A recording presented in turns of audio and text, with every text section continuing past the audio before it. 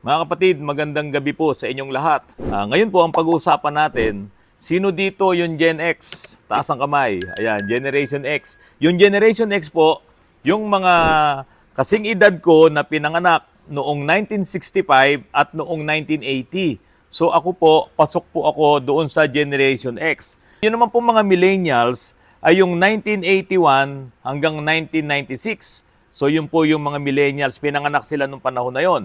At yung baby boomer 2, merong baby boomer 1, maybe baby boomer 2, yun naman pong pinanganak noong 1955 at hanggang 1964. So, binanggit ko po sa inyo itong mga generations na to kasi mga kapatid, may mga nagtatanong sa akin, ano daw po ba yung mga sasakyan na pwede nilang bilhin dahil po itong mga kaedad ko dito sa Generation X, sa Gen X, sila po ay mga paritiro na. Yung iba po, magre-retire ngayong taon na to sa kanilang mga trabaho at the age of 56 years old. Yung iba naman po, 60 years old sa government kasi, 60 pag sila po ay magre-retire. Ang tanong po nila, ano daw po ba yung sasakyan na pwede nilang bilhin na hindi naman po sobrang mahal at hindi naman po sobrang mura at ang pinaka-importante po, yung pong magandang sasakyan. Ayan. Sa panahon po kasi ngayon mga kapatid, ang hirap sabihin kung alin ang magandang sasakyan, mapabago, mapabrand new, or mapaluma or second hand ang inyong bibilin na sasakyan.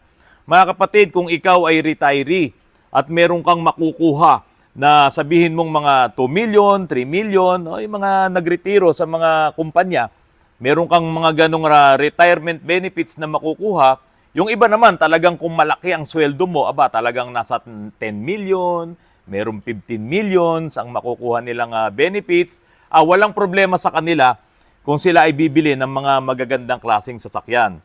Pero meron po akong isang kaibigan, classmate, nag-retire po siya bilang pulis at nagtatanong po siya kung ano ang kanyang magandang sasakyan na dapat bilhin. Sabi ko, pare, magkano ba yung makukuha mo? Magkano ba yung perang makukuha mo?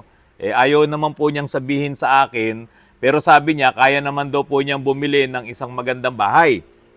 Pero may bahay na po siya. Ang gusto po niya ngayon, ang bibilhin niya ay isang magandang sasakyan. Sabi ko sa kanya, ano ba ang plano mo? Brand new or second hand? Kung brand new kasi, ang nasa isip niya, SUV, halagang 1.4 million or 2 million na SUV, Japanese car, pero ang sabi niya, huhulog-hulugan daw niya yun. Sabi ko, pare, pag bumili ka ng halagang 2 million na SUV, tapos magda-down payment ka lang ng hindi naman masyadong malaki, siguro doon sa 5 years na huhulugan mo siya, baka naguhulog ka dyan ng mga 35,000 a month. Yan ang iyong binabayaran mo, yung amortization mo, buwan-buwan. Liban doon, meron ka pang insurance taon-taon. Tapos siyempre, meron ka pang mortgage. Ayan, marami po kasing binabayaran kapag po ikaw ay nag-acquire ng isang sasakyan na hulugan. So siyempre, meron ka pa ring maintenance. So every 10,000 kilometers, depende doon sa i-require sa'yo nung kasa, nung dealers na binilan mo ng iyong sasakyan. Nandoon po kasi yon kung kailan ka magpapamaintain sa kanila. So, syempre, kapag brand new ang binili mong sasakyan, lahat yan, habang ikaw ay naka-warranty, kung 3 taon yan, or yung 100,000 kilometers, kung alin man ang mauna dun sa dalawa na yon, nasa kasa ka. Kapag hindi mo sinunod yung kontrata na yon na doon ka dapat magpapamaintain sa kanila, kung sakaling masira ang sasakyan mo, hindi nila sasagutin. Sabi ko nga dito sa kumpare ko, pare, tayo ay Generation X, 56 years old. Tapos kung maghuhulugan ka for 5 years, taon-taon bumabagsak ang presyo ng sasakyan na yan. Kung 2 million na halaga na SUV ang binili mo, taon-taon halos 100,000 ang ibinabagsak ng presyo niyan. Kaya after 5 years, yung binili mo na 2 million na pesos na sasakyan na yan, baka 1.5 million na lang yan. Depende pa yan sa gamit mo. Kung mataas ang milyahe niyan, lalo pang babagsak ang presyo niyan.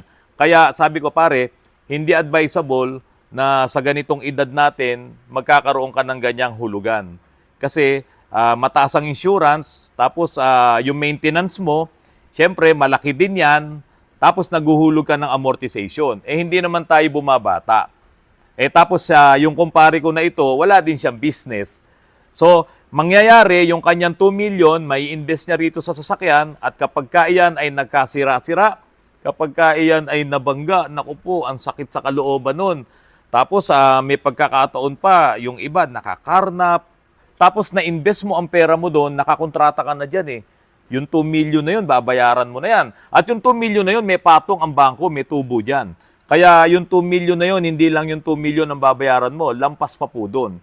Hinuhulog-hulugan mo yan.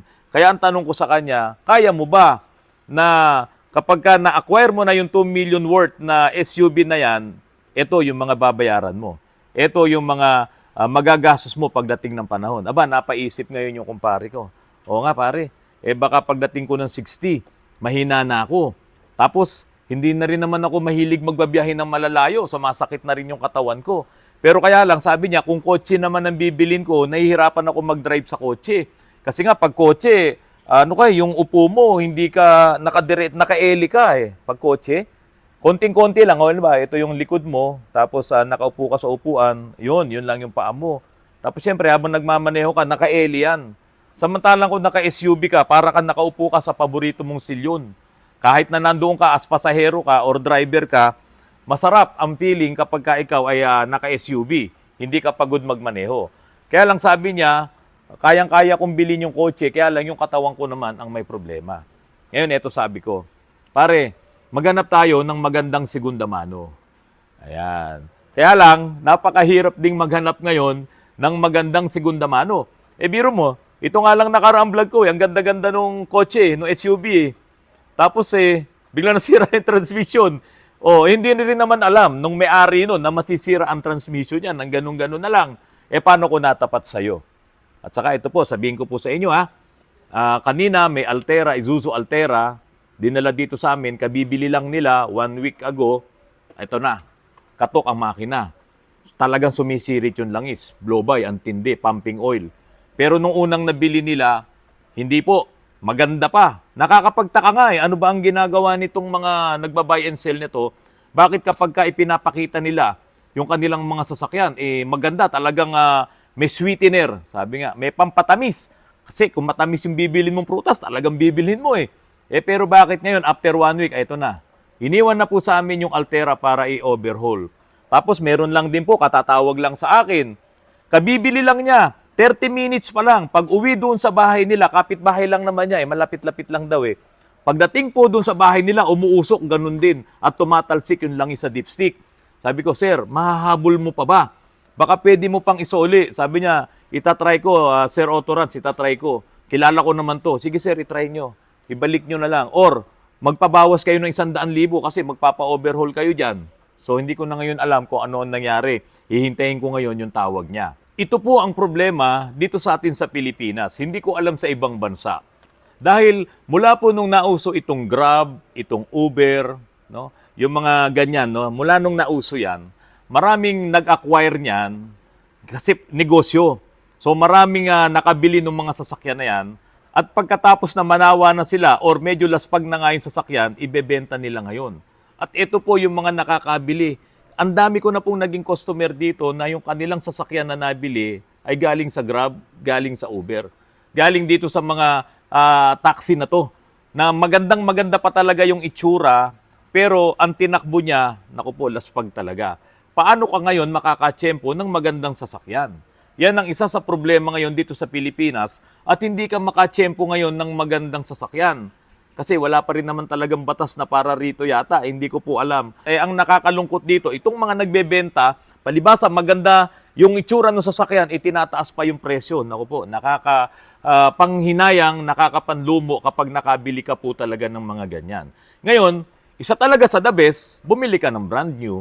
Pero kung bibili ka nga ng brand new, make sure po na kung ikaw ay Generation X, tulad nga yung edad ko, na kaya mo yan nahulugan habang doon sa 5 taon na magiging kontrata mo. Ngayon, kung talagang sobra-sobra ang pera mo, wala pong problema. Pwede kang bumili ng brand new at i-enjoy mo yung iyong retirement.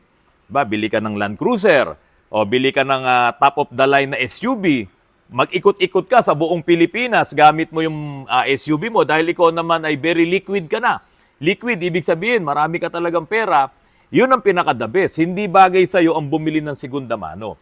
Ngayon, sa mga katulad namin, hindi ako bibili ng brand new sa sasakyan kasi mapanghihinayangan ko yan.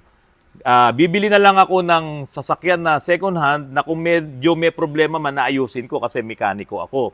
Kaya lang kayo, napakahirap para sa inyo na makabili ngayon ng maayos na sasakyan. Kaya po, kung bibili kayo, halimbawa, tignan nyo yung resale value ng SUV. Halimbawa, isang Montero na 2014 model. Ayan, Montero 2014 model. So, 10 years na siya. Kung halimbawa, ang resale value niyan ay nasa mga 500 na lang or 450. Mga kapatid, para makasigurado ka, tawaran mo. Tawaran mo yan ng 100,000. So, 350 na lang. O, kung halimbawa, ang resale value 500, 400 mo na lang bayaran. Kasi kung may mga problema man yan, may mga diferensya man yan, meron kang 100,000 pesos na pwede mo ipampagawa. Kaya lang meron kayang papayag na ganun. Isa po yun sa malaking problema. Kaya po, kung may kakilala kayo na mga nagbebenta ng sasakyan, kapitbahay mo, kaibigan mo, mas diyan kayo pumunta.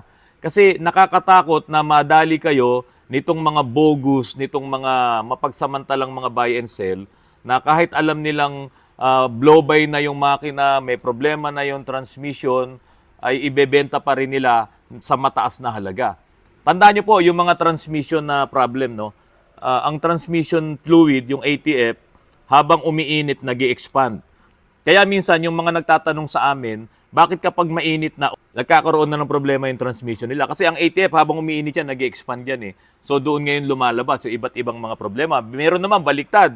Kapag malamig, ayaw kumambyo, ayaw mag-engage, pero kapag ka napainit na nila, gumagana na. So maraming ganyan na problema ang mga automatic transmission. Kaya kung bibili kayo, huwag kayong masyadong excited.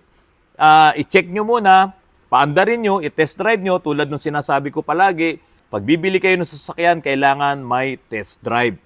Kapag walang test drive, hindi pumayag yung nagbebenta, huwag nyo na pong bilhin yan. Sinabi ko pa dito sa pare ko, sabi ko, pare, pag bumili ka ng brand new na sasakyan, lahat ng pera mo palabas dyan. Halimbawa, SUV binili mo, hindi ka naman mag-grab, di ba? Hindi ka naman magninegosyo, di mo naman gagawing pantaksi yan. So, lahat ng pera mo, once na bilhin mo yan, palabas yan. Unang-una, may tubo sa'yo bangko, may mortgage ka, may insurance ka, may maintenance ka, may hinuhulugan ka, may amortizations ka. So, magpapagasolina ka, magpapadiesel ka, lahat yan. Mapupudpud ang gulong yan, lahat yan, palabas ang pera mo. Ngayon, paano kung magkasakit ka, 56 years old, after 5 years o 61 years old, baka mamaya mahina ka na, may hinuhulugan ka pang utang. So isa yan sa malaking problema kapag kaming mga Gen X o yung mga baby boomer 2, bibili ng mga brand new na sasakyan, tapos wala ka naman palang negosyo. Okay lang sana kung mayaman ka nga or meron kang mga anak na tutulong sa'yo para bayaran mo yung sasakyan mo. Teka, mga kapatid. Merong mga Gen X, merong mga baby boomer 2 na kayang-kayang bumili ng mga brand new kasi yung mga anak nila, mga professionals na. Wala tayong problema dyan. Siyempre, kung ang anak ko professional, naging accountant na yan, naging abogado na yan, at maganda na yung kanilang mga trabaho, ang ganda na ng kanilang kinikita, ay talaga naman dapat na ang ibili mong sasakyan sa tatay mo, sa papa mo, sa daddy mo, sa mami mo, sa mama mo, sa nanay mo, yung siyempre yung maganda. Kasi kaunti na lang yung panahon namin dito sa mundo eh. Magiging masaya ang mga magulang nyo, o kasama ko doon, kung mabibilhan nyo sila ng magandang sasakyan. Pero huwag nyong pilitin kung hindi kaya. Kasi kung meron mang unang-unang makakaunawa sa sitwasyon, iyang mga magulang nyo, kami. Bakit ka namin pepersahin na maghulugan ng isang maganda at bagong sasakyan kung wala ka naman talagang pambayad at mahihirapan ka na maghulog? At tapos pagdating ng panahon, meron pang maghahabol sa yung bangko, masesheri pa yan. So, isang malaking problema yan. Kaya po ako, ang maipapayo ko, second hand talaga para sa mga katulad nating mga hindi mayaman na baby boomers na 2 at mga Gen X.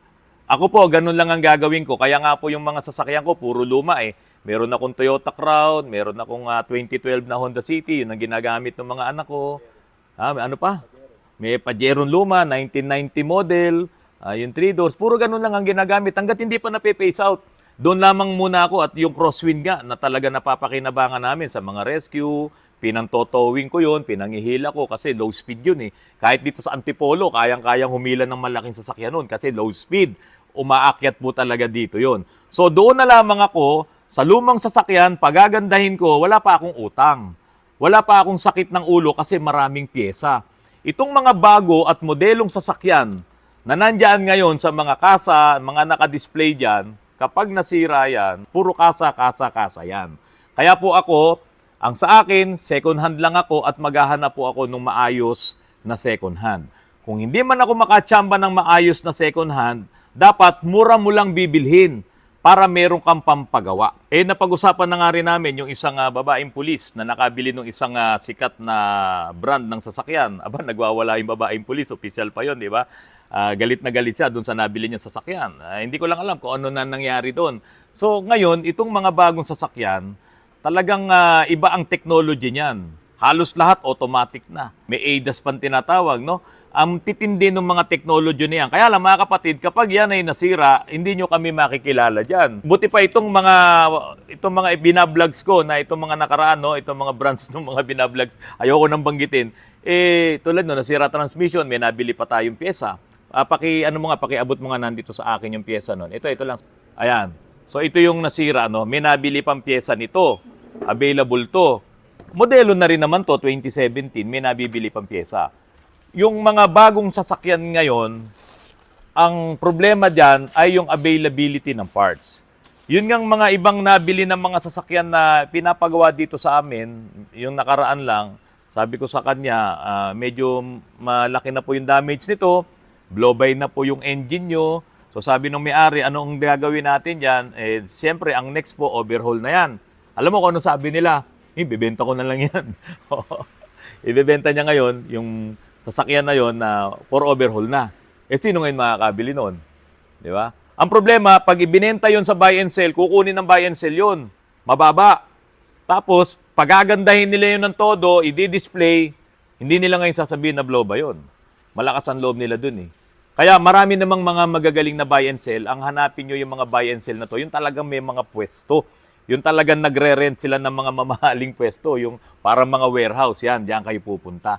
Pero pag ang buy and sell, kausap nyo lang sila na ganito, ganyan, ay nako, mag-iingat po kayo. Ang isa pang itinanong sa akin itong classmate ko na to, bakit daw hindi na raw ako nagbablog nitong mga electric vehicle? Kasi isa rin daw yun sa kanyang plano na bumili ng electric vehicle at pasok naman daw doon yung budget niya. At makakatipid daw siya, hindi na raw po siya magkakarga ng gasolina or ng diesel. Sabi ko, walang problema sa electric vehicle. Isa sa pinakamagandang sasakyan niyan na talagang hindi siya nagbubuga ng masamang emisyon. Hindi siya nagbubuga ng lason. Pero doon sa mga nakaraang vlogs ko nga po, ipinakita rin natin kung ano yung mga problema ng electric vehicles kasi ang ginamit pa rin nilang refrigerant dyan or Freon doon sa kanilang aircon ay 134A din na napakadelikado rin po yun sa ating kalusugan. So, may problema pa rin pala si electric vehicle. Ngayon, ito sabi ko doon sa kaibigan ko, sa classmate ko. Sabi ko, pare, ano bang plano mo na bilhin kung sakali na electric vehicle? Sabi niya, gusto ko yung ganun, ganyan. Sabi ko, pare, paano kung ganito? Paano kung ganito na ngayon meron na namang bagong issue diyan sa West Philippine Sea at talagang binanggana naman yung ating Coast Guard doon. Wasak talaga yung barko, no, yung sasakyang pandagat natin. Paano kung halimbawa nagkagulo na? At yung nabili mo na yan na sila yung may gawa, halimbawa nagkagulo na, nagyera na, Sa tingin mo ba pare, yung mga pagawaan na to ng mga sasakyan na nandiyan sa China, magpapadala pa ba ng mga spare parts nila, no, ng support, no, technical support dito sa mga sasakyan na nandito sa Pilipinas? Oo nga, sabi niya ganoon, mukhang alanganin yun, ano? Kasi medyo mainit po kasi ngayon diyan eh. Kahit sabihin mong dagat diyan, pero mainit diyan. Mainit ang bantayan ng dalawang bansa, itong Pilipinas at China diyan. So, yan lang naman po talaga ang dahilan ko kung bakit hindi ako ngayon nagbablog nitong mga electric vehicle. Kasi yung ibang mga EVs na hindi naman gawang China, high-end talaga or hindi man siya high-end, mahal talaga ang presyo. Gawa ni Honda, gawa ni Nissan, kung Toyota, di ba? Lahat may mga EVs na rin naman sila. Or yung kanilang hydrogen fuel cell, hindi ko lang alam kung meron na sila dyan sa kasa. Or yung mga hybrid ni Toyota, kaso ang mamahal nila. Ang talagang mura itong mga gawa ng China. Kaya lang, paano kung nagkaroon ng problema at magkaroon ng gyera? Saan ka ngayon kukuha ng pyesa? Kasi kanina, dito sa umpisa ng ating vlog, ang problema natin ay yung mga pyesa. Tulad nga nito, okay, may nabibili ka pa. Made in Thailand or kung saan man ito ginawa, nabibili mo pa yan. Kung halimbawa, ang kotse mo gawang Japan, may mabibili kang pyesa. Paano kung magkaroon ng gyera, ang Pilipinas saka ang China, saan ka ngayon bibili ng mga pyesa ng mga sasakyan na gawang China? So, yan ang malaking problema. Sana wag mangyari yung gyera na yan. Sana maging peaceful na para ito ng mga merkado, ito namang market na yan ng mga sasakyan na gawang China na hindi ko sinasabing hindi maganda. Kaso ang problema nga, itong pambubuli ng China na ginagawa sa Pilipinas. Yan. Hindi naman sa lahat ng pagkakataon, pagtitimpian mo, baka mamaya may mangyaring hindi maganda at doon nga sumiklab na itong namumuong alitan na yan diyan sa West Philippine Sea. Sana wag pong mangyari yon. So mga kapatid, ako bilang Generation X, 56 years old. So sabi dito sa Generation X, yung 44 to 59. O kung 44 years old ka, Agent X44, Tony Ferrer, ikaw ay kasama sa Generation X kung 44 ka ngayon at 59 years old. Ako 56, so Gen X tayo. Yung mga baby boomer, mas matanda sa atin, baby boomer 2, bibili ka ba ng brand yung sasakyan? Kung kaya mo, bumili ka. Kung hindi mo kaya, huwag mong i-invest ang pera mo diyan sa sasakyan na brand new. Nagkakasakit na tayo, nagme-maintenance na tayo, hindi naman tayo nagbababiyahin na ng malalayo. Tapos, may iwanan mo pa yan. Kung sakaling magkasakit ka, hindi mo na magagamit yan, nagbabayad ka pa ng amortization. At baka mahila pa yan ng bangko sa'yo. So, kung merong the best na bibilin mo na sasakyan, mag-second hand ka na lang. Pero sa mga may kaya, bumili ka ng brand new, wala akong sinasabing hindi maganda dyan. Walang problema, bumili ka niyan. Pero kung meron kang sasakyan ngayon na nandiyan pa sa pag-iingat mo, bakit hindi mo na lang ipaayos ng todo yan? Ipagandahin mo, ipa-overhaul mo, lahat, palitan mo ng mga bagong pyesa at sigurado, mapapakinabangan mo pa yung mga sasakyan na yan.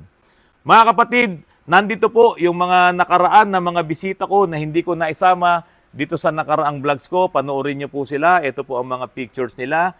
Ayan, yung mag-asawa na may-ari ng Fortuner, pati yung uncle nila. Ito po kami. Ito po sila. Panoorin niyo po at baka kakilala niyo po. Mga kapatid, magandang gabi po at maraming salamat po sa inyong lahat.